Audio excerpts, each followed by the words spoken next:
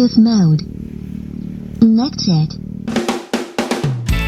Sa nakaraan nating paglilingkod, ang bawat isa ay nakisangkot sa iba't ibang gawaing pangkomunidad at pangsimbahan. Bilang pagpapatuloy sa paglalakbay, ang bawat paglilingkod ay may aral na tinataglay. Ang paborito kong part simula nung nag-start yung Lingkod NA at nung round 1 is nung pasama-sama tayo at madami tayo Sunday school. Parang nag-improve dun yung communication skills ko kasi, di ba, nung interview nung round 1, nahihiya pa ako. Wala pa akong alam sa mga dapat gawin. Then ngayon, ang dami kong natutunan. Isa na dun nga yung communication skills ko sa mga bata. Ang favorite part ko sa paglilingkod NA ay yung Sunday school din. And yung favorite part ko doon or moments is kahit habang pinapanood ko lang yung mga bata, favorite part ko kung yung paano sila tumawa, paano silang mag-enjoy sa pakikinig sa pakikinig lang sa amin. Parang dun ko nakikita ko kung paano talaga silang nag-enjoy. Parang ang gaan sa puso kasi parang kahit sa konting bagay, parang nakakatulong din kami sa mga bata. Para sa akin, ang pinaka-favorite kong part sa Lingkod NA na to ay yung pagtuturo. Kasi para sa akin yung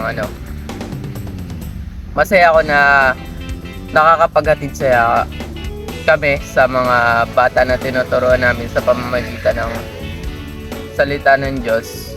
At bukod pa doon, marami pa rin bagay na kailangan matutunan. Yun lang. Sa akin naman ang naging favorite part sa Lingkod din ay yung pagtuturo namin sa mga bata.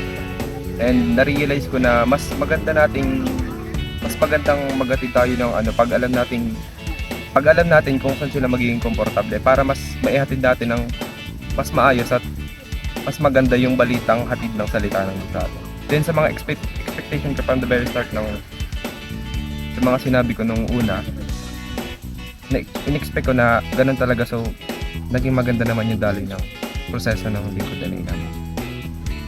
Ang pinaka-favorite kong part sa paglilingkod ay yung pagsa-Sunday school namin dahil natulungan nito akong mas lalong kung paano makipag-communicate sa iba at kung paano magsalita.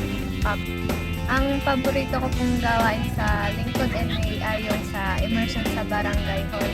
Kasi yung tunay na hamon ng buhay, kung paano magtrabaho bilang isang tao, ganyan. Siyempre, as a student pa naman, di pa naman alam yung mga ginagawa ng tunay na buhay na work.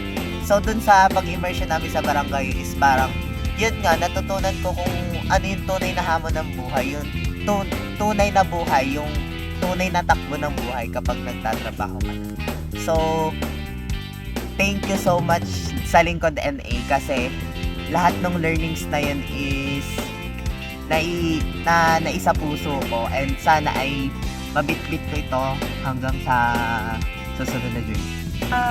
Ang favorite part ko sa Lingkod NA ay yung nagpa-team building kami.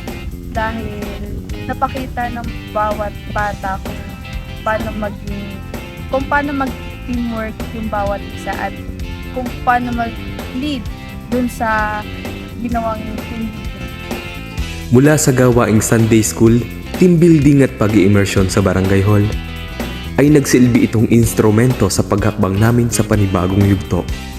Sa bawat paglilingkod may ligaya at aral na taglay, kaya naman ang bawat isa ay buong puso itong isasabuhay.